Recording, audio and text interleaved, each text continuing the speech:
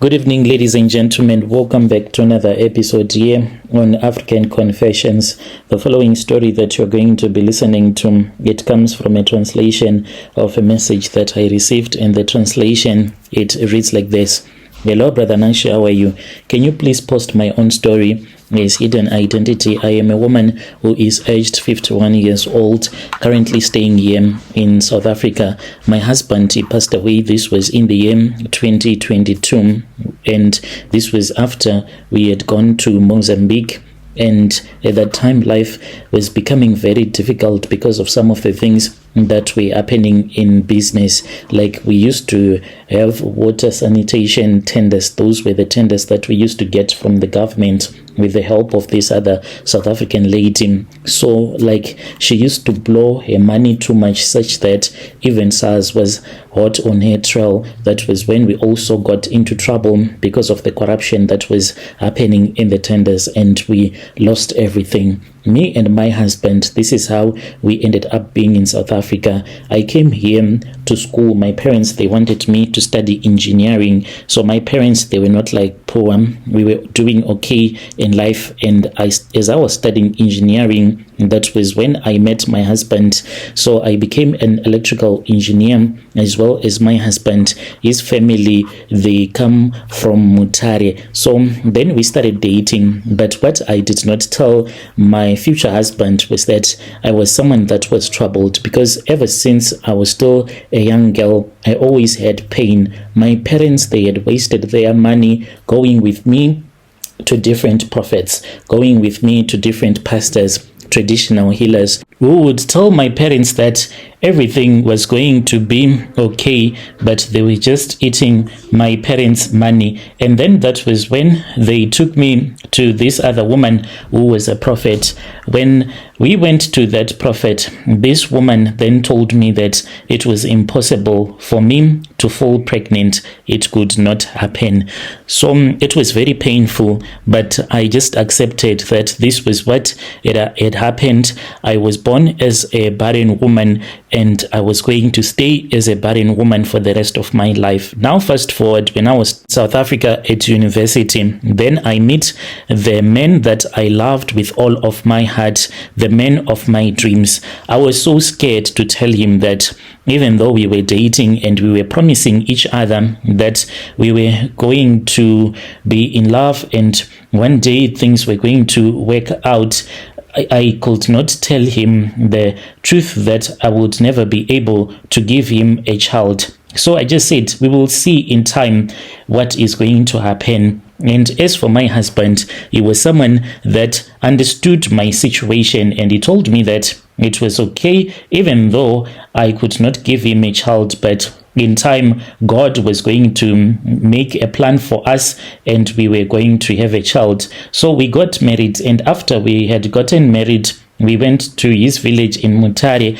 He tried as much as he could in order for me to fall pregnant. He would take me to different traditional healers, all who tried again, but it did not work out. We returned back to South Africa. We were now working, me and my husband, and because we were skilled workers, we ended up becoming permanent residents here in South Africa with citizenship. So my husband's relatives, they started to hate on me because I was unable to give my husband a child, but my husband told me that it was okay. This was what God had decided, and he loved me with all of his heart. So we stayed together, even though we were childless, but still we stayed together. And then that was when my husband told me that there was this other place where we were supposed to go to. This was after my husband had told me that there was this other South African woman that he was working for. So this South African lady, she had her own businesses and she was doing tenders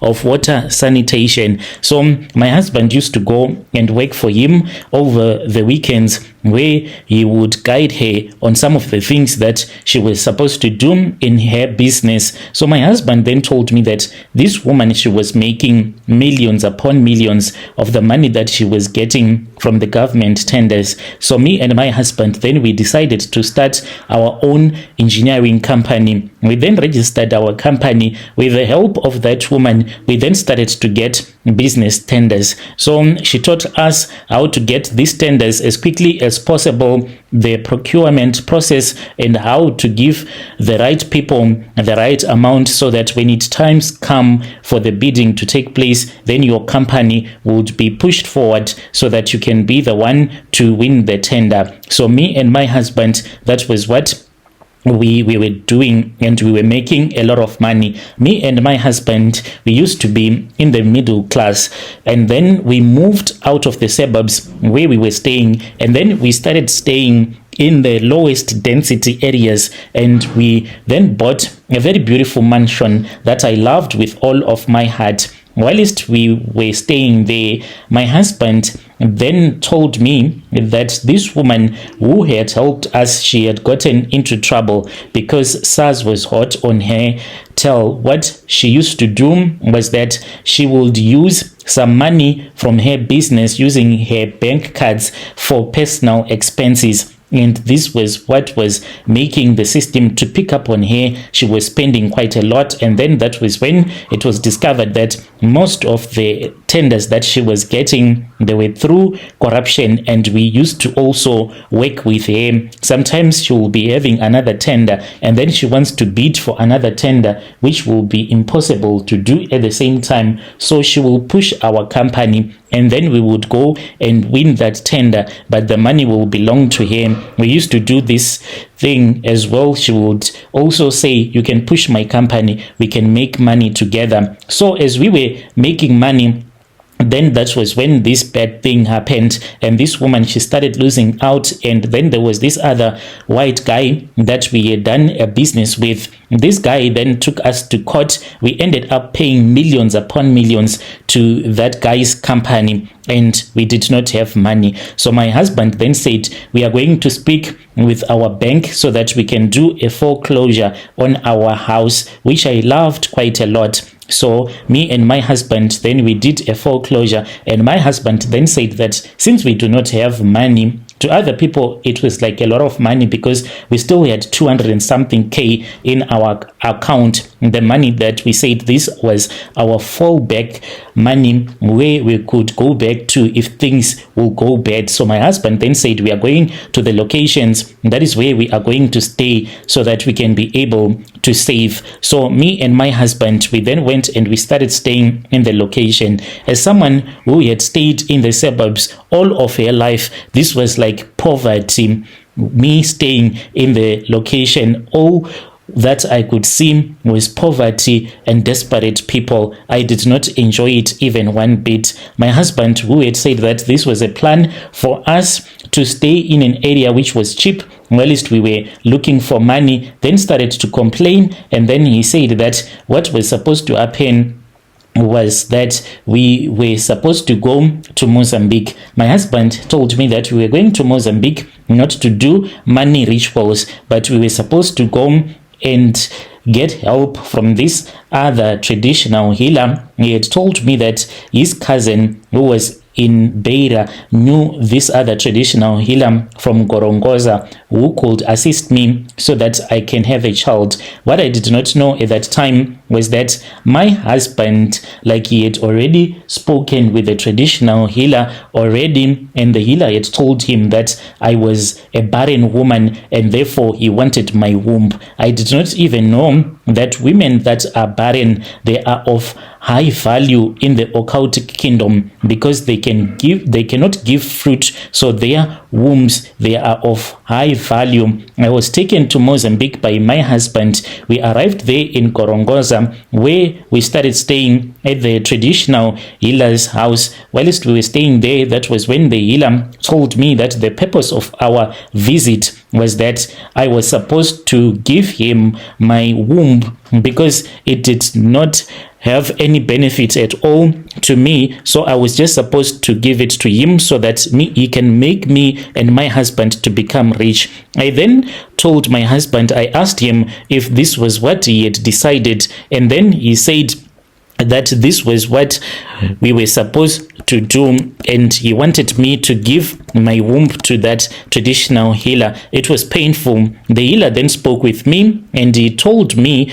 that I had no other choice. It was far much better for me to become wealthier like we used to, even though I did not have the womb anymore, which was not working. So it was just the same. That was when I agreed, because the problem also that was happening was that the people that used to know me and my husband, knowing that we used to be wealthy, they were now laughing at us, that they are now staying in the locations, and they were blaming my husband for getting married to me, since I was someone who was considered to be bringing bad luck in his life. It was a terrible time for me. So I said it is far much better for people to say whatever that they want about me, yet I am someone who has money, who stays where rich people stay. So that was when I decided to sell my womb to this traditional healer. I was given some herbs which I was supposed to drink each and every day. Then I would go on my periods. Whilst I was on my periods, what would happen is that when I would look at the sanitary pad, I would then see that the sanitary pad, it would be full of blood, but I would see some flesh that would be coming out of my private parts, and I was told that this was my womb that was rotten, so it was now coming out with the blood. So that is what happened at that time. Then we returned back to South Africa, and we had the flour that we had been given. So the rule was simple: to give this flour milk, fresh milk. That was all that was needed, and we will make money as much as we wanted. This flour, when you would wake up, you would find money in the house. So I thought that it was something that was very simple. So my husband, he did not tell me that this flour, it required blood. He was hiding everything from me. So when we were coming back, the healer then told us that we were not supposed to pass through our country as we were returning back to South Africa. He said that if you step your feet in your country of birth, then it means that the flour, it is not going to work. Your rituals will have to be done all over again. So we avoided using Zim when we were returning back from Mozambique.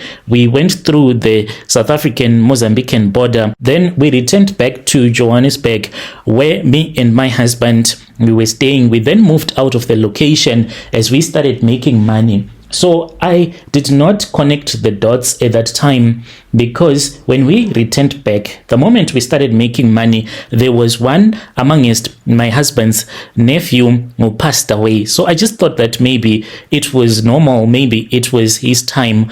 One day after my husband had gone to Zim and returned back, because I did not want to go at the funeral, since everyone hated me and they used to blame me for all of the misfortunes that had happened to my husband, losing money and things like that. So they thought that it was me who had caused everything to happen. So they just blamed me for everything. So I did not go to Zim to be at the funeral. So after that, one day when I was asleep, that was when I had a dream.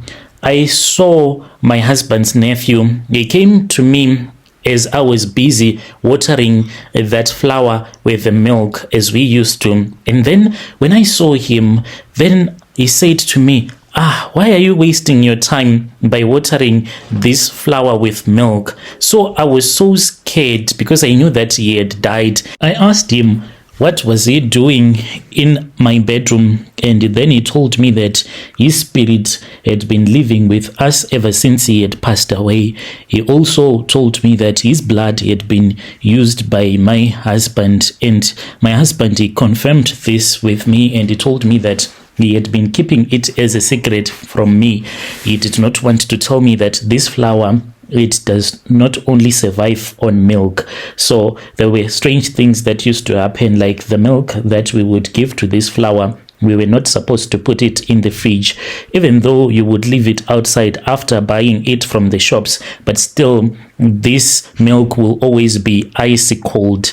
So my husband, after he had told me that our flour that was giving us money, it survived on blood, I got used to it. And then that was when my husband's relatives, they started to die one by one. They were dying. There was even one year when 3 of his relatives all passed away and he sacrificed them. So my husband's relative, when they saw that this was what was happening, they did not know who was bewitching them. Then they went and they did a go back to sender, in which that is what killed my husband. He died because of a go back to sender that was done by one of his relative whom he wanted to use for the ritual.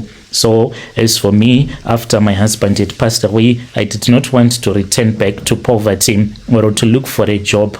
So I kept on giving the blood to this flour, and after I had given it the blood of most of my relatives, that was when I buried my own mother a couple of weeks ago. So my mother, when we buried her, we did not put her in the coffin like what most of the people that die, the way that they are buried looking upwards. My mother, when we buried her, she was looking downwards.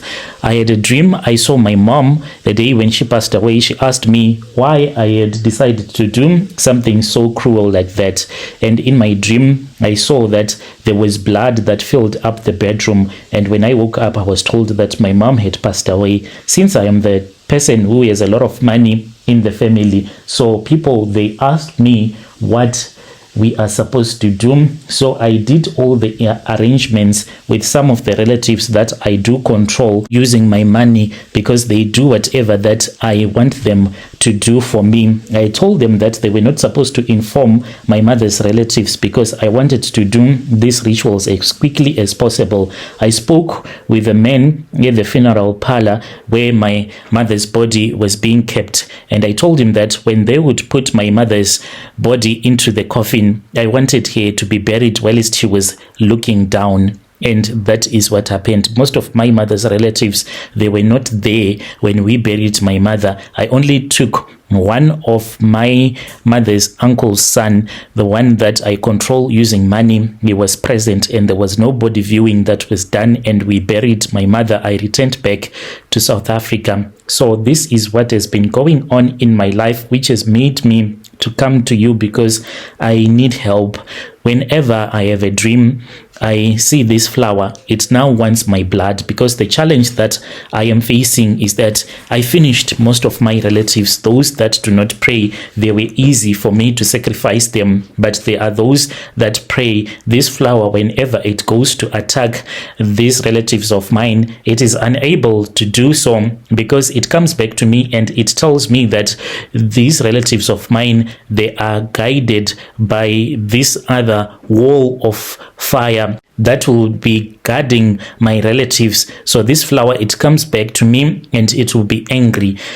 I am very thin because I am losing blood. This flower is eating me. It is finishing me up alive. It is drinking my blood, and I am getting thinner and thinner by the day. At night, I have weird dreams where I see creatures that suck up on my blood, including scorpions. So I am just looking for any kind of help so that at least I can be delivered. I do not want to die.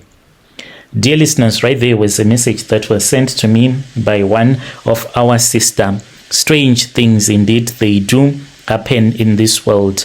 Let us talk about this in the comment section. If you have any confession, please feel free to reach out to us on our TikTok and you'll just share with us your confession. Let's meet again in the following episode.